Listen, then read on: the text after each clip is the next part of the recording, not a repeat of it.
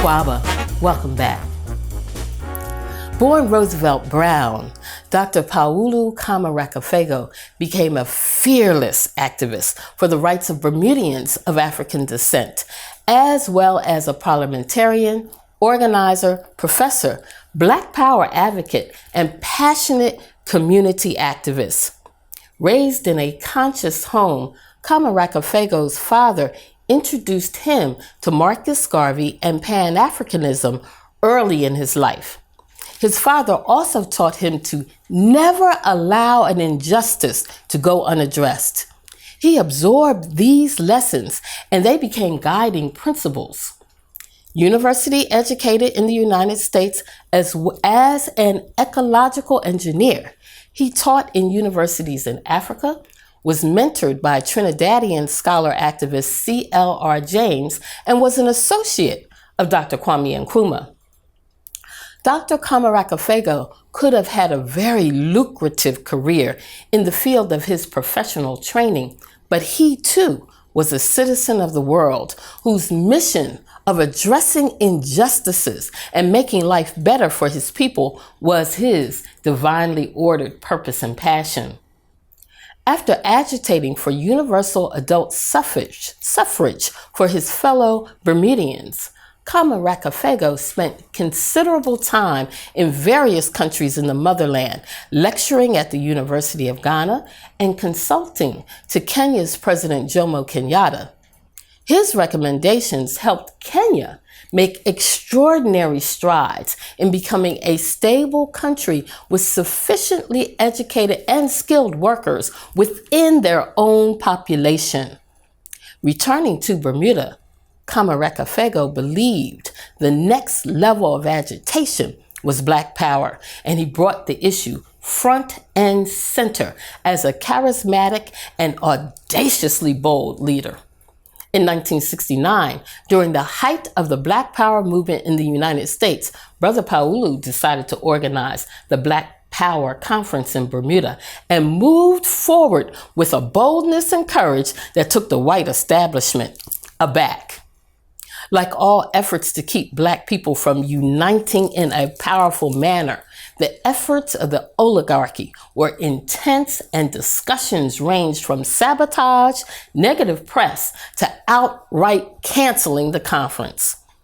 The UBP government moved cautiously, knowing the potential to inflame the populace and make an already tenuous racial relationship worse.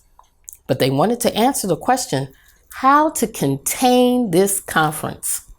Consultations and regular communications were established with counterintelligence forces in Britain, Canada, and the US.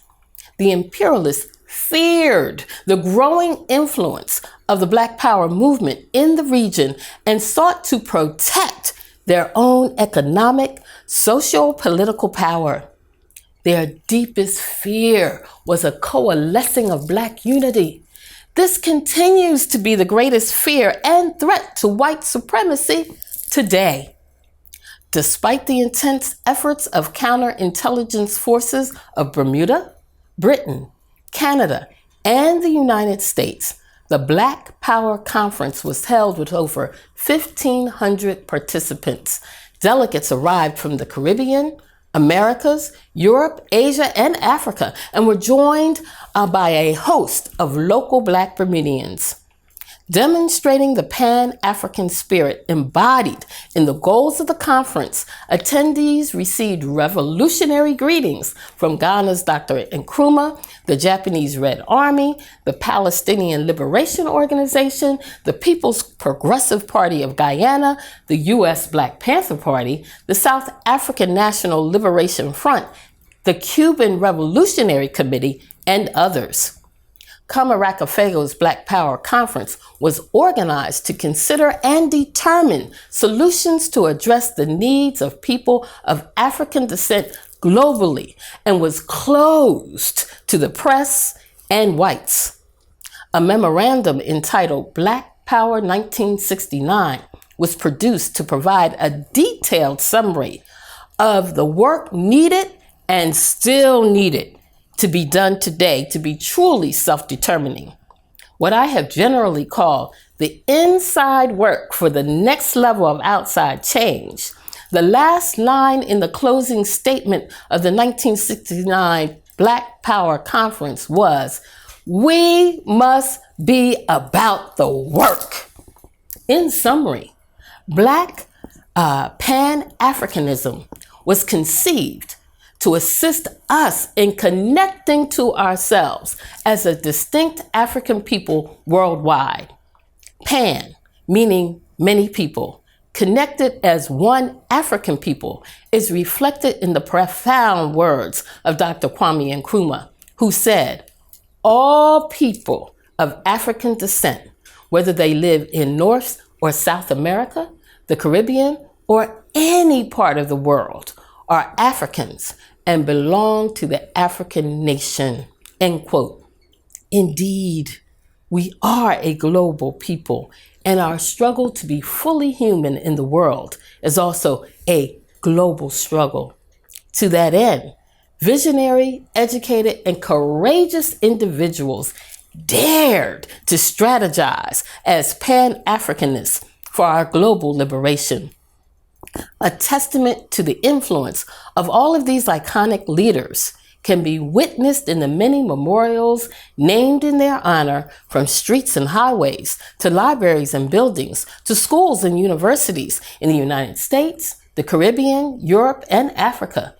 A number of them have been named national heroes in their native countries.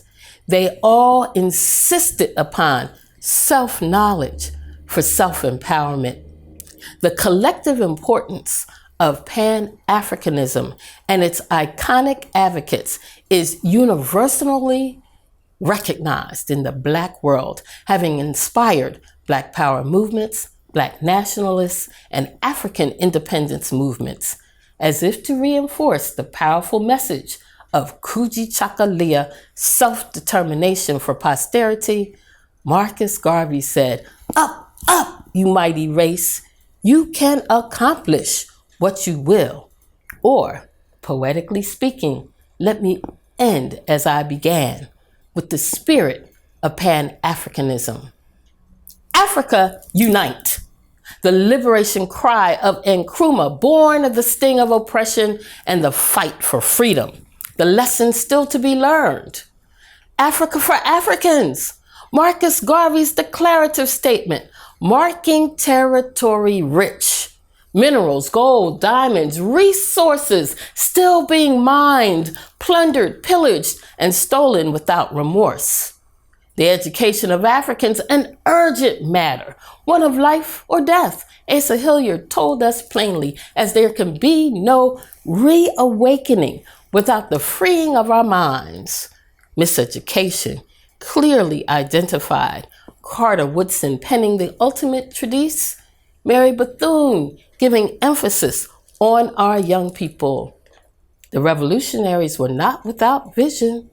Ya Asantewaa, Kwame Nkrumah, exiled. Thomas Sankara, Stephen Biko, Amilcar Cabral, Malcolm X, and Martin King, all brutally executed, but leaving a blueprint, a legacy, underscoring the need for Seg4, reading, studying, and strategizing, envisioning what we can and have done, from the Harlem Renaissance and Negritude movements to the Black Arts movement, from the Underground Railroad and Mau Mau to freedom rides and theater boycotts, from Black power and anti-apartheid movements to the powerfully imagined Wakanda, a place untouched by white supremacy and destruction, flourishing in secret with secrets. Today, the task of moving forward, beyond just envisioning to effectively strategizing and implementing. Heka, we are not deficient. We do not lack brilliance. We must cultivate a steely will and an effective plan, knowing we must possess the power to heal ourselves, educate ourselves, and reconnect to our very selves. From the motherland to the diaspora, that is what we must do now in the spirit of Pan-Africanism, a Ma'atic way, sensibility, and life, understanding and rejecting what does not and has not served us. To again quote Proverbs 3:31, envy thou not the oppressor, and choose none of his ways. The ancestors are waiting. Hotep. I am Mwalimu Melody Mishere Van Putten, and I am dropping the knowledge. Ashe.